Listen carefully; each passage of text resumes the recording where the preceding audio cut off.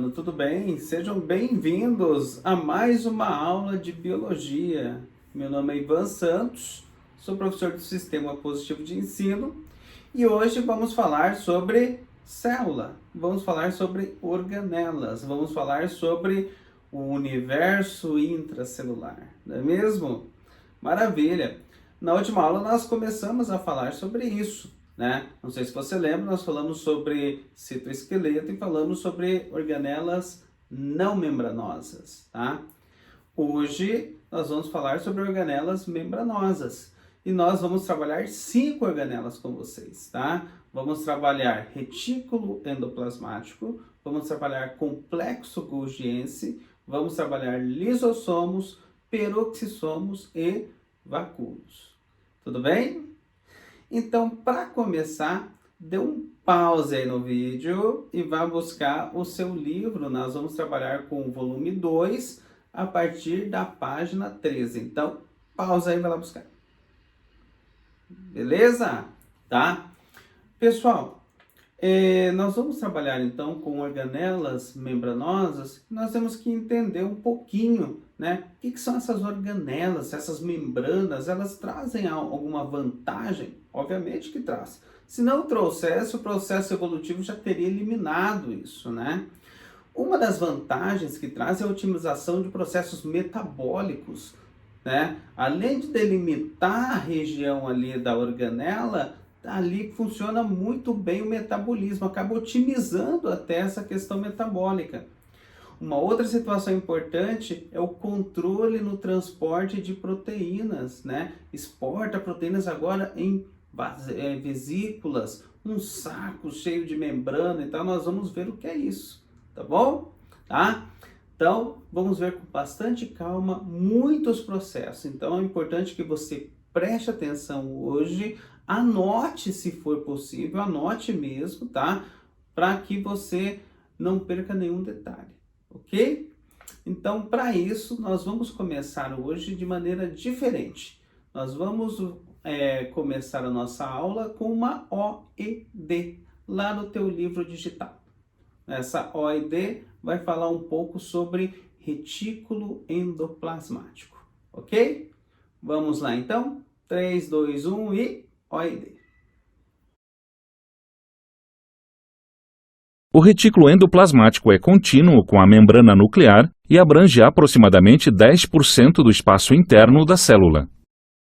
O espaço interno do retículo endoplasmático é chamado de lúmen, e os seus conteúdos são ligeiramente diferentes do restante do citoplasma.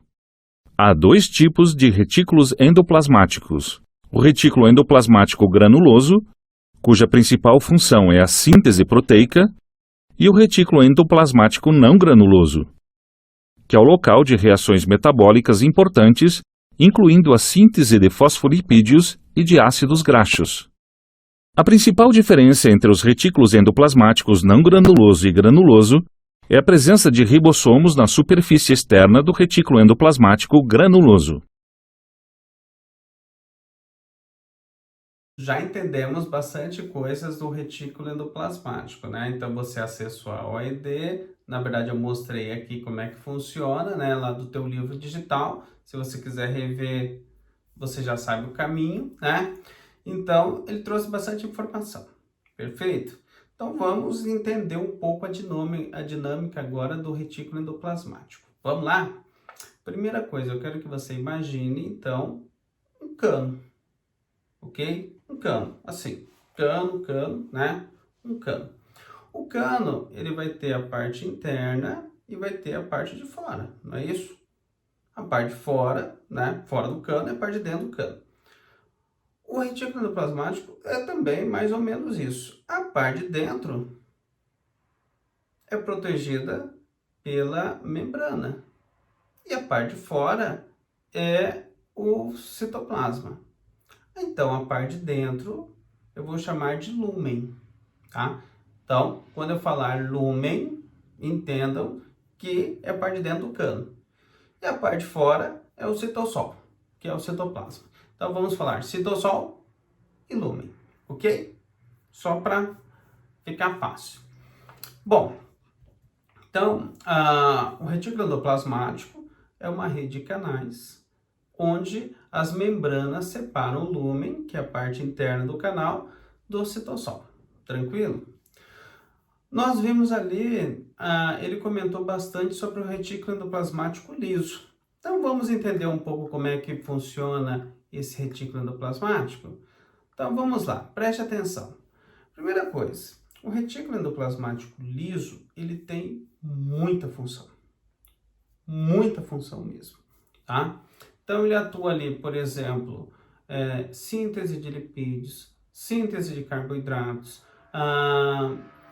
ali na síntese de hormônios, né? Armazenamento de íons de cálcio, né? Que mais? E tratamento ou eliminação de substâncias nocivas. É muita função. Então vamos ver como é que funciona. Preste atenção aqui. Primeira coisa, tá?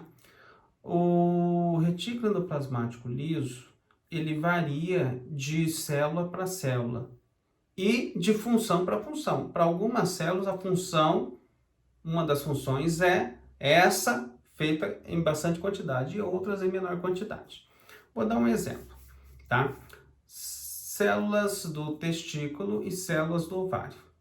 Tá? Para quem não sabe, para quem não lembra, testículo e ovário estão relacionados à parte à parte sexual, tá? Bom, essas células, elas contêm bastante hormônios. Nos testículos, o hormônio é a testosterona, né? Que aparece ali nos ovários, estrógeno e progesterona, tá? Hormônio feminino, hormônio masculino. Quem sintetiza esses hormônios é o retículo endoplasmático liso, através da síntese de esteroides. Os esteroides vão dar origem a esses hormônios. Então, nessas células, o que vai ter muito é essa síntese de esteroides. E o retículo endoplasmático liso bem atuante. Deu para entender? Também vai estar secretando outros tipos de hormônios para a glândula suprarrenal também. Uma outra função, por exemplo, síntese de fosfolipídios. Isso é importante na célula? Claro que é. Como é que vai ocorrer a manutenção da membrana ou a origem de outras membranas? Fosfolipídios é um dos principais componentes ali, se não o principal componente. Retículo endoplasmático liso faz essa síntese. Olha só que importante. Uma outra função importante, vamos lá no fígado. Toda vez que nós tomamos algum medicamento, alguma droga para ficar melhor, droga medicamentosa, estou falando, tá? Isso tudo vai para o fígado. Assim como também álcool. São substâncias nocivas, né? E elas têm que ser tratadas. Elas têm que ser neutralizadas muitas vezes. Quem faz isso é o retículo endoplasmático liso. Muitas vezes adicionando radicais OH, hidroxila, oxigênio e hidrogênio nessas estruturas, para que elas se tornem mais solúveis e que sejam eliminadas rapidamente, via urina e tudo mais. Tá bom? Agora, olha só, vamos dar um exemplo. Uma pessoa, ela tem o costume de tomar medicamento, muitas vezes desnecessário. Bom, o que vai acontecer? Toda vez que entrar esse medicamento, a célula, né, o retículo endoplasmático liso vai estar atuando ali, tentando ali neutralizar e eliminar rapidamente. Só que ele também vai estar desenvolvendo na célula. Por quê? Porque quanto mais substâncias nocivas, mais ele tem que trabalhar. Então, mais ele vai se desenvolver dentro da célula. Vai chegar um ponto em que a pessoa vai tomar medicamento e não vai funcionar. Por quê? Porque o retículo endoplasmático liso está trabalhando de maneira intensa para eliminar isso. Isso pode ser muito ruim, porque às vezes a pessoa precisa tomar um antibiótico que ela realmente precisa e não vai fazer tanto efeito assim. Por quê? Porque o retículo endoplasmático liso está eliminando de maneira muito rápida. Ela está cada vez mais tolerante a medicamentos. Isso a gente pode perceber também uma pessoa que começa a beber bebidas alcoólicas. Na primeira vez, o primeiro golinho de álcool, de bebida alcoólica, ela vai fazer mal para ela. Ela vai sentir o organismo diferente, não é mesmo? Mas se ela se acostumar a isso, vai chegar um ponto em que ela vai beber muito e para o organismo sentir. É o mesmo efeito do medicamento. As células ali do fígado estão trabalhando de maneira intensa para eliminar, neutralizar essas substâncias nocivas e acabam desenvolvendo o retículo endoplasmático liso. Beleza? Deu para entender? Uma outra função importante do retículo endoplasmático liso, do REL, tá? É o armazenamento de cálcio. E ele é armazenado no lúmen. Lembra que é o lúmen? Lúmen é a parte interna, tá? Desse do canal. Ele fica armazenado ali. Em células musculares, o que nós fazemos? Direto esse movimento, contração, distração, negócio, né? Direto a gente está trabalhando. Toda vez que a gente faz a contração, o que acontece? Esses íons de cálcio é bombardeado para a parte do citoplasma, citossol. A hora que ele é bombardeado para o citossol, então ocorre ali a contração. Olha só que interessante. Então quer dizer que lá em células musculares vai ser mais rica essa situação? Vai ser mais trabalhada essa situação, sim. Essa função do retículo endoplasmático liso. Deu para entender? Perfeito. Então, tem muita função aí para a gente discutir no retículo endoplasmático liso. Mas o outro que chama bastante atenção é o rugoso, tá? E você vai entender agora como é que é o processo e por que está tudo encaixadinho, tá bom? Quando você viu ali o retículo endoplasmático, ele sai muito junto da membrana nuclear, não é isso? Dê uma olhada nesse slide. Vamos para o slide ali, tá? Olha ali com atenção. O retículo endoplasmático rugoso, ele contém bastante ribossomos. Então, aqui, ó, tá cheio, olha aqui, um monte de ribossomo, não é isso? Tá, perfeito. E nós vimos na aula passada que ribossomo tem função importante, síntese de proteína. Joia? Ótimo. Agora você vai entender por que tá tudo encaixadinho ali. Preste atenção comigo. Para que o ribossomo faça a proteína, ele precisa da informação de como tem que ser construída aquela proteína. Quem contém informação é o DNA. O DNA contém informação nossa. Ele contém lá na fitinha lá aquele alfabeto de 4 letras, A, T, C, G. Então, aquela disposição ali é informação, por exemplo, para aquela proteína, numa região chamada gene. A gente vai trabalhar com mais calma lá na frente. Eu vou resumir bastante aqui. O DNA não pode sair do núcleo. Vai precisar de um correio para levar a mensagem. Então, ele vai transcrever a mensagem numa molécula de RNA. E aí, o RNA vai levar a mensagem para a fábrica fazer a proteína. Por isso que é o RNA mensageiro, está levando a mensagem do DNA para fora do núcleo. Na hora que ele sai do núcleo, o que ele vai encontrar? Retículo endoplasmático rugoso, com um monte de ribossomo, já está ali. O ribossomo já pega e já faz a leitura de como que tem que ser feita a proteína. E já chama os aminoácidos para formar a cadeia polipeptídica. E vai formando a proteína a partir disso. Beleza? Entendeu por que está tudo pertinho? Então vamos lá. Aí os ribossomos vão construindo a proteína vai ficar grandona e vai entrar no lúmen. Lúmen é a parte interna, beleza? Vai ficar ali no lúmen. Ali ela vai se dobrar, vai entrar na conformação certinho, vai empacota daqui, dobra daqui, tá? E muitas dessas proteínas, na verdade, são glicoproteínas.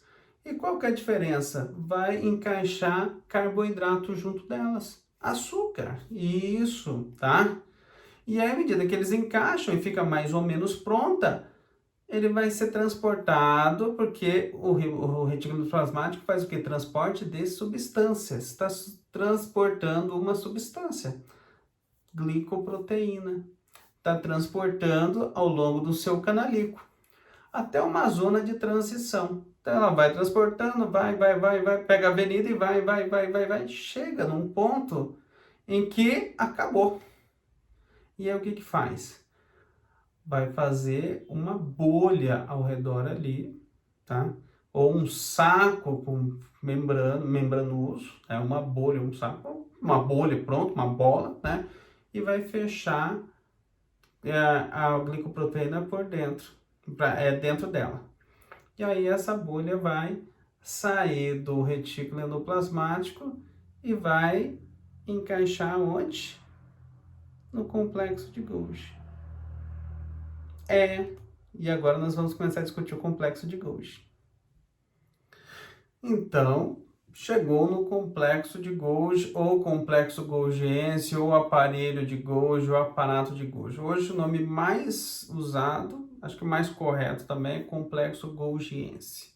Vamos entender o que é o complexo golgiense. Então, olhe na figurinha aqui do slide. Complexo golgiense tem lá uma parte ali, uma face que chama cis, a outra face que chama trans, e aí é um monte de sacos achatados e tem transporte ali, vesículas de transporte, não é isso? Um monte de saquinhos achatados ali. Vamos entender então o que é isso. Tenta imaginar uma estrutura que é uma central logística. Então essa central logística recebe ali um produto, aí ele carimba, fiscaliza, classifica, arruma, empacota e direciona. Para cá, para cá, para cá, para cá. O complexo de Golgi é isso. Ele vai fazer exatamente isso. Então vamos entender. Nós estávamos falando daquela glicoproteína que estava sendo retículo endoplasmático. Entrou numa bolha que nós vamos chamar de vesícula, e a vesícula vai em direção ao complexo golgiense. Chegando no complexo golgiense, ela vai ter que entrar, vai ter um pessoal, é como se tivesse um pessoal ali para recepcionar. Tá entrando algo, vai entrar aonde? Por uma face chamada cis, a parte cis, tá? Por que cis? Cis quer dizer do mesmo lado, então tá do mesmo lado ali do retículo endoplasmático, tá? Então, esta bolha essa vesícula vem com a glicoproteína e se funde ao complexo golgiense. E aí, essa glicoproteína acaba adentrando. E o que vai acontecer? Ela vai ser classificada, de repente vai falar, não, isso aqui tem que ser modificado, tira açúcar, coloca açúcar, arruma açúcar, não é esse. Vamos modificar um pouquinho essa proteína, vamos fazer essa dobra, vamos empacotar ela certinho. E aí ela vai passando desses sacos empilhados em sacos empilhados e até ficar pronta. Ela vai sendo transformada ao longo do caminho. E aí ela vai sair do outro lado, dentro de uma bolha novamente, dentro de uma vesícula e é transportada para determinado ponto da célula. Então, gente, essa é a dinâmica do complexo de Golgi. Ela é uma estrutura extremamente dinâmica. Por quê? Porque ela faz um monte de função. Então, ela vai fazer armazenamento, empacotamento, síntese, exportação, direcionamento, tá? Vai originar uma outra estrutura chamada lisossomo. Então, tudo isso é o complexo de Golgi. Complexo golgiense, tá bom? Então, por exemplo, síntese de polissacarídeos, tá? Em células vegetais, ela faz bastante essa síntese de polissacarídeos, principalmente de pectinas e outros polissacarídeos não celulose ou não celulósicos, tá? Essas estruturas, elas vão fazer parte da parede celular das células, juntamente com a celulose, tá? Quem faz isso? Complexo golgiense, tá? Vai fazer lá armazenamento e secreção de substâncias. Que tipo de armazenamento? Que tipo de secreção? Lipídios, proteínas, enzimas provenientes do retículo endoplasmático. Eu acabei de explicar para vocês, tá? Ela vai ser processada e transportada em vesículas, tá? Uma outra função importante, olha só. No espermatozoide existe uma estrutura bem na frente da cabeça chamada acrossoma. Tá? E o acrossoma vai ser formado pelo complexo golgiense. Tá? Inclusive, lá no acrossoma, lá tem uma estrutura, né, uma enzima fertilizante que vai ajudar na hora de romper o ovócito para fecundação. Perfeito? Formação de lisossomos, que eu acabei de comentar. Por que é importante isso? É o que a gente vai discutir agora. Vamos então entender o que são lisossomos, tá? Então preste atenção aqui, agora eu vou precisar que você preste atenção aqui nesse slide.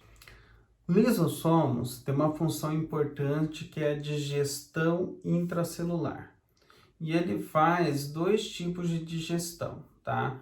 Autofagia e heterofagia. Vamos entender o que é isso. Vamos entender primeiro como é composto o lisossomo.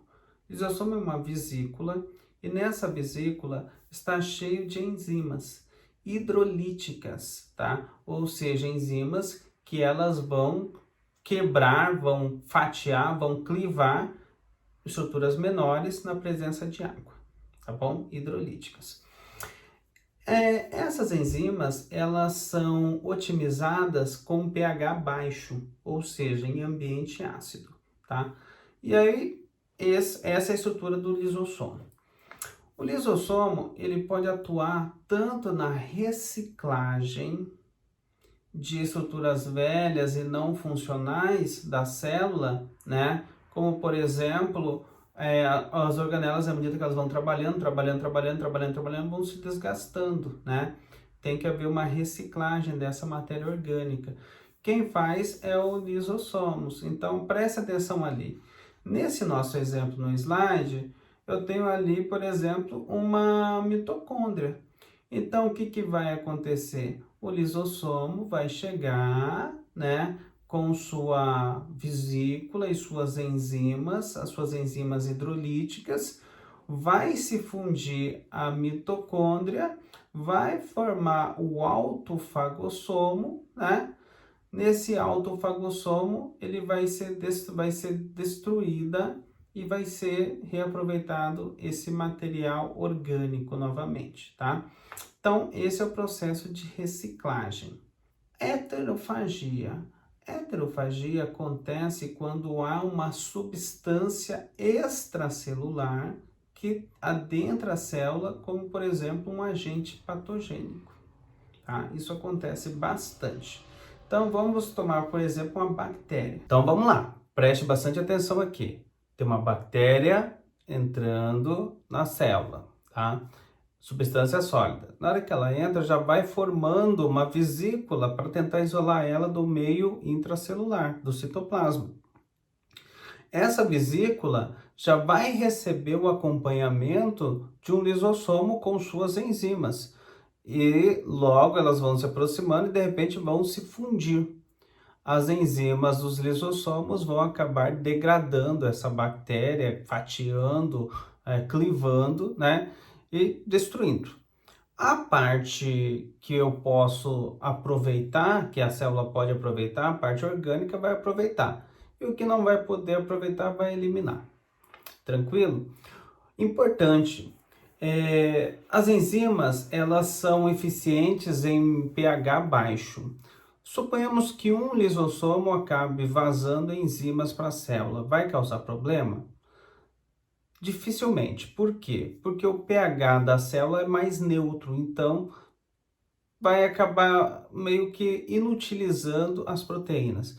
Mas se muitos lisossomos liberarem enzimas, aí temos um problema, que na verdade não é nenhum problema. Quando isso acontece, é que geralmente há uma necessidade da célula ser destruída porque está muito velha, ou porque está ineficiente, ou porque muitas vezes está com problemas no DNA dela, nas mutações e tudo mais.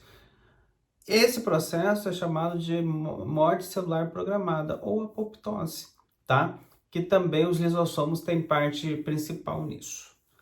Beleza? Uma outra organela que é muito parecida com os lisossomos são os peroxissomos, né? Peroxissomos por quê? Porque são vesículas também, né? Tem enzimas dentro também, as catalases. Os peroxissomos, eles estão diretamente relacionados a neutralizar substâncias tóxicas, mas por um processo diferente daquele que nós vimos com os retículo endoplasmático liso. Como é que vai funcionar aqui então? Preste bastante atenção. Primeiro, entra uma substância nociva. Os peroxissomos vão até ela, né? E transferem hidrogênio dessa substância para o gás oxigênio, o O2, formando H2O2, conforme está aqui na sua reaçãozinha aqui embaixo, tá? Preste bastante atenção nessa reação agora. H2O2 é peróxido de oxigênio, tá? Ele faz isso para tentar neutralizar essa substância tóxica, nociva, né, à célula. Só que quando ele faz isso, ele também causa um outro transtorno, que é o quê? H2O2 também é nocivo para a nossa célula, mas esse processo ele é rapidamente transformado em uma outra reação, onde duas moléculas de H2O2 vai dar origem a duas moléculas de água mais O2. Então, olha nessa reação com carinho, H2O2 duas vezes vai originar duas moléculas de água mais gás oxigênio, tá? Por que tem que ser feito isso? Justamente porque não adianta eu neutralizar uma substância nociva e deixar outra, fabricar outra nociva ali. Então, ele também tem que também transformar essa outra substância em uma substância que o nosso corpo está muito bem acostumado, que é a água. Beleza? Tá? Então, o peroxissomo, ele tem esta função de degradar H2O2, peróxido de hidrogênio, tá? E por fim, vamos falar um pouco do vacúolo, né? Vacúolo, a função é osmorregulação. E nós vamos encontrar bastante vacúolo nos vegetais, ocupando mais de 50% do citoplasma dele, né? Bem grandão, conforme a figura aqui abaixo, tá? E também nos protozoários, conforme figura aqui do ladinho também, tá? Ali ele vai atuar também como controle osmótico. Qual que é a diferença? No protozoário, que é unicelular, tá? Esse protozoário, o meio intracelular, é muito rico em soluto. E aí há uma grande absorção de água do meio extracelular para fazer aquele equilíbrio de concentração que nós já discutimos nas aulas passadas com o professor de vocês, tá? Bom, acontece o seguinte, quando ocorre essa situação, a célula incha. Como ela é uma célula só, ela pode romper. Resultado, tem o vacúolo contrátil, pulsátil ali, que vai eliminar o excesso de água, evitando com que essa célula se rompa, tá? Osmorregulação ou controle osmótico em protozoários. E na célula vegetal, o vacúolo, ele consegue armazenar ali sais minerais, aminoácidos, carboidratos, íons, né? Então é muito soluto. Tudo isso em um ambiente aquoso. Mas se eu tenho muito soluto, tem que entrar mais água. Então vai fazendo esse controle osmótico. Quando entra muita água, a célula incha e fica grandona, tá bom? Ela cresce, né? Agora, quando não há necessidade desse crescimento, quando começa a sobrar água, então elimina um pouco. Então também faz esse controle, né? Se a célula quer crescer, ela incha, concentra íons ali e absorve água, tá?